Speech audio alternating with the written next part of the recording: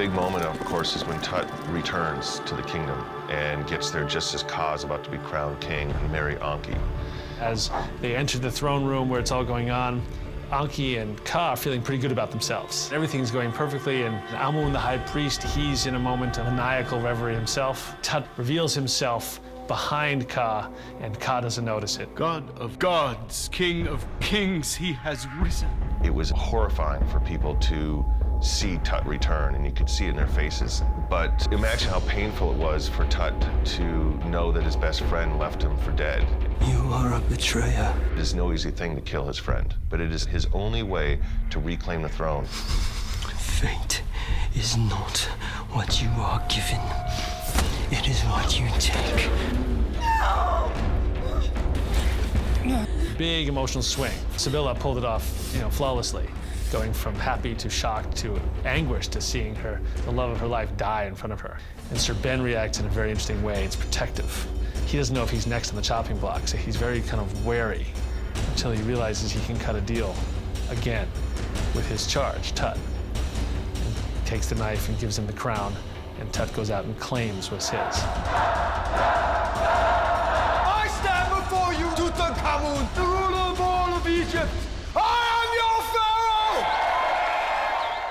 pharaoh! All these characters are vying for their own position and power. It was a world of privilege for those few who had it. And so not a single character in this film is going to get to where they want to go without taking it from somebody else. Whom can I trust?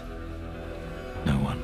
I think if you're raised by the Vizier, which both Anki and Tut were, you learn how to play the duplicitous nature of the palace intrigue. There's a lot of stuff that's said and not meant, a lot of stuff that's not said and held behind a game face. And so when she first meets Suhad, she doesn't know what to make of her. This woman did bring her brother back. Where did he find you? He didn't. I found him. He was dying. I brought him back to health. And brought him back to me. You have to imagine that through the years, Anki has been the one who, in quiet moments, whispered in Tut's ear to give him advice, and that gave her a sense of power and belonging and place. And now this new girl has come in. She's got his ear. Greatness cannot only be seen in the eyes of your people, but in the eyes of your enemies as well. Anki knows that she's slowly being pushed away, and makes her really start to think about what she needs to do to get that power back. What I did for the kingdom, and that was my duty. No! You betrayed your duty, and in your arrogance, you betrayed Egypt, not just me. You're going to die, General. It will not wait. Tut feels, rightly so, that he was betrayed by Horemheb, and he is going to execute Horemheb in front of the masses. Now, when he goes to do this, the masses don't really show up because there's still a great affection for the general.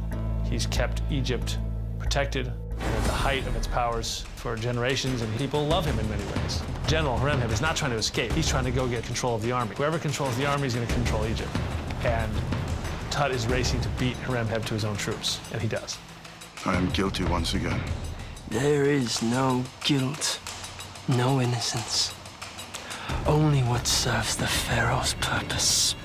Just as Horemheb is being disarmed and his people are being forced to give up, there's a rattling and a driverless chariot comes pounding through the city gates. Tut's and Anki's cousin, who he offered up to the Mitanni as a peace offering, returns with a message from the Mitanni king. What it signals is there's no diplomacy left. They now know it's full-on war. I do not pretend I can fight this battle alone. Seems we've been here before. The thing about Horemheb, he's not a coward. What you see is what you get. Very straightforward guy. I will not absolve you of your crimes, but I will give you the opportunity to clear them from your conscience. When Tut makes a deal with him, he trusts the general at that point. And after all this is over, you expect me to accept death so easily?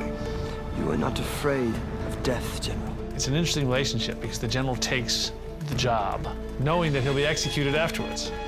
We have suffered too much loss. We were married so that we would have a child. The backstory with Anki is that without an heir, Tut is vulnerable. No. She also knows that she is in jeopardy without a child as well. This is your duty. This is your birth.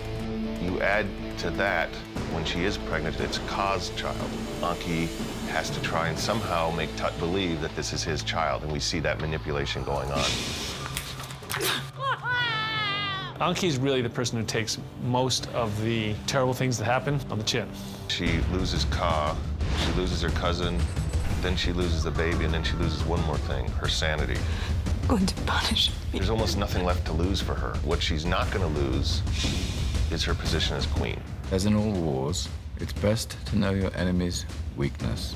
That is how you will best know where to strike. It's a very difficult decision to sacrifice some of your citizens for the good of the whole.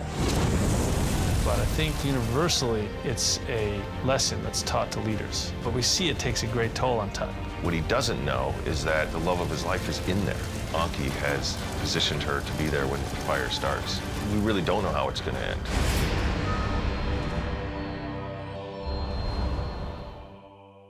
Are you ready to lead your people? I am. I will serve you as I did your father. I will protect you. This is what it means to be Pharaoh.